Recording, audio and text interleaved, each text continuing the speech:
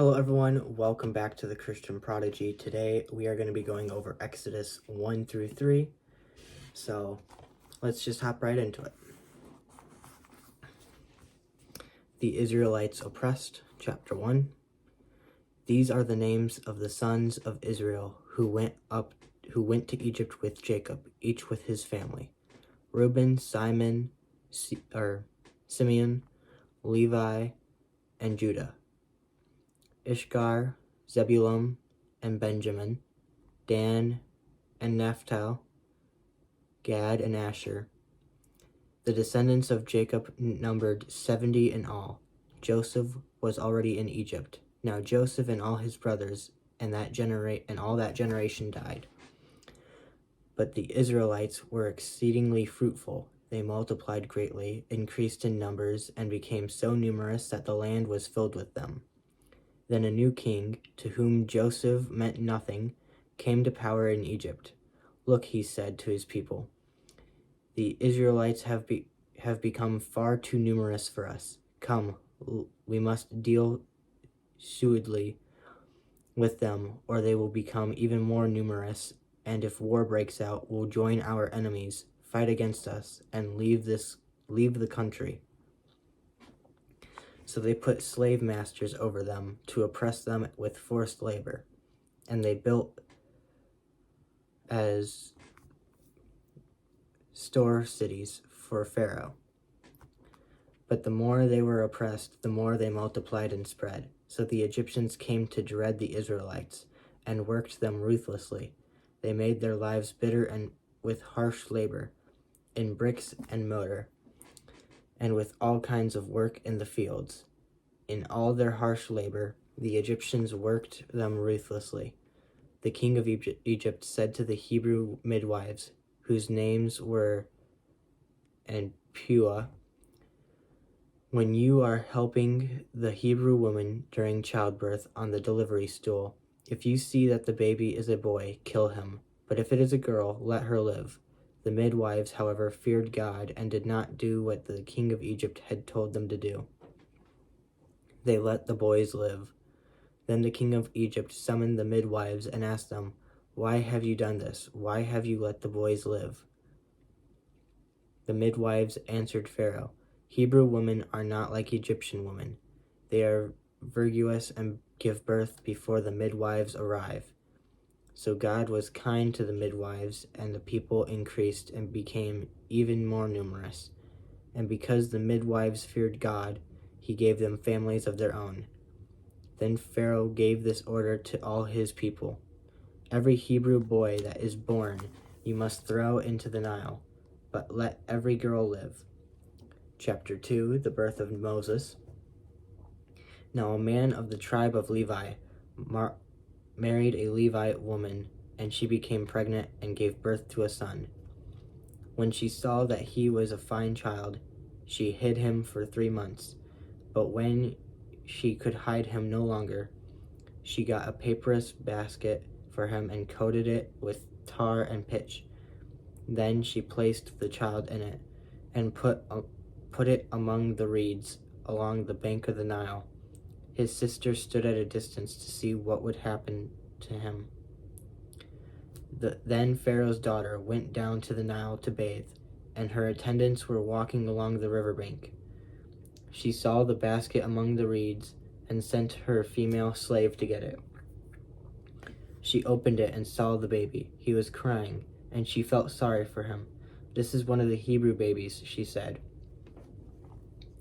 Then his sister asked Pharaoh's daughter, shall I go and get one of the Hebrew women to nurse the baby for you? Yes, go, she answered. So the girl went and got the baby's mother. Pharaoh's daughter said to her, take this baby and nurse him for me, and I will pay you. So the woman took the baby and nursed him.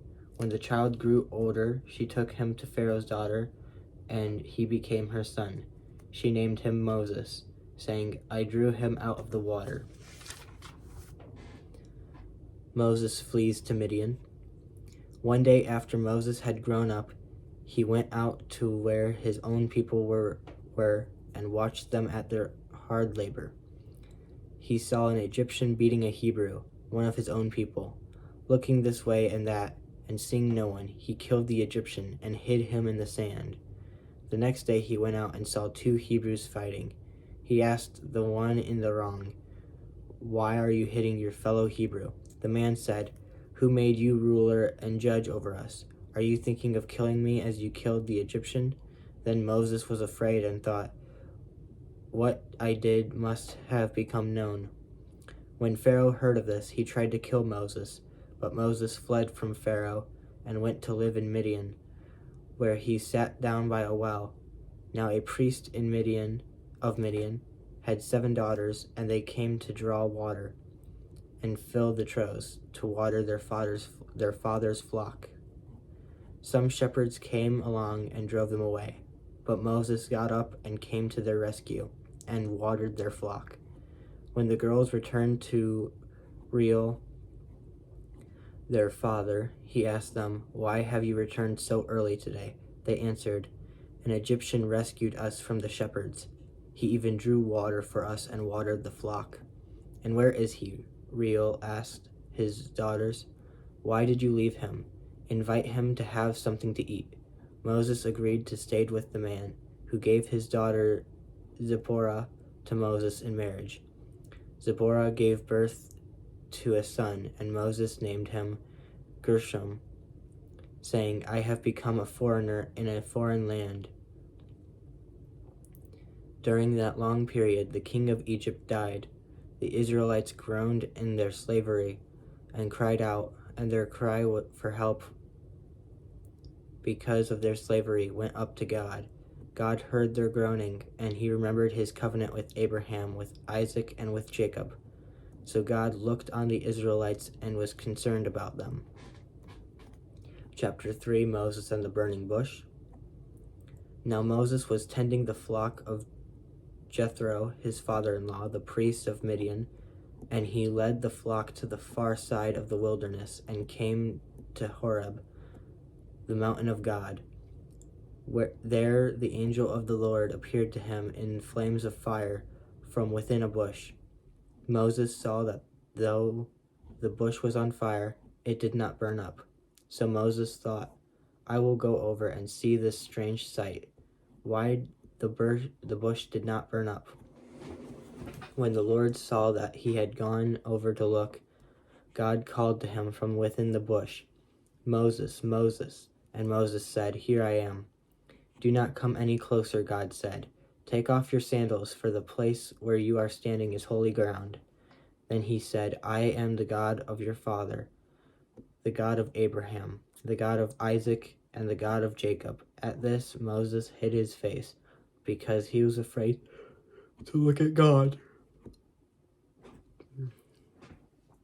The Lord said, "I have indeed seen the misery of my people in Egypt. I have heard them crying out because of their sin, their slave drivers, and I am concerned about their suffering.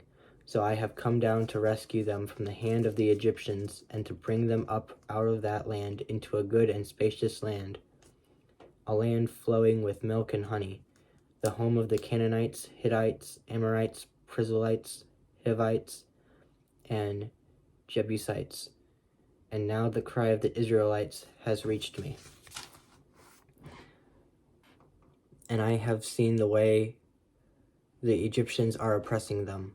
So now go, I am sending you to Pharaoh to bring my people, the Israelites, out of Egypt." But Moses said to God, "Who am I that I should go to Pharaoh and bring the Israelites out of Egypt?" And God said, "I will be with you, and this will be the sign to you that it is I who have sent you. When you have brought the people out of Egypt, you will worship God on this mountain."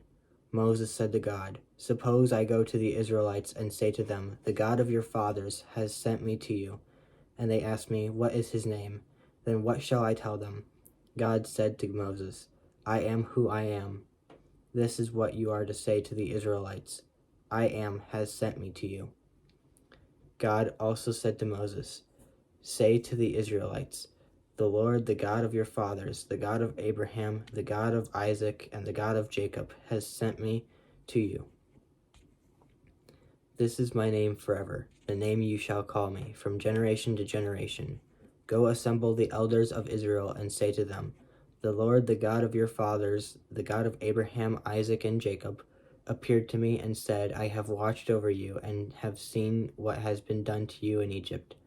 And I promised to bring you up out of your misery in Egypt, into the land of the Canaanites, Hittites, Amorites, Perizzites, Hivites, and Jebusites, a land flowing with milk and honey. The elders of Israel will listen to you. Then you and the elders are to go to the king of Egypt and say to him, The Lord, the God of the Hebrews, has met with us. Let us take a 3-day journey into the wilderness to offer sacrifices to the Lord our God. But I know that the king of Egypt will not let you go unless a mighty hand compels him. So I will stretch out my hand and strike the Egyptians with all the wonders that I will perform among them. After that, he will let you go, and I will make the Egyptians favorably disposed towards this people, so that when you leave, you will not go empty-handed. Every woman is to ask her neighbor and every woman living in her house for articles of silver and gold, and for clothing, which you will put on your sons and daughters, and so you will plunder the Egyptians. So that is Exodus 1 through 3.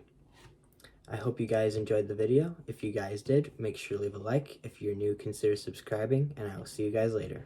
Glory be to God.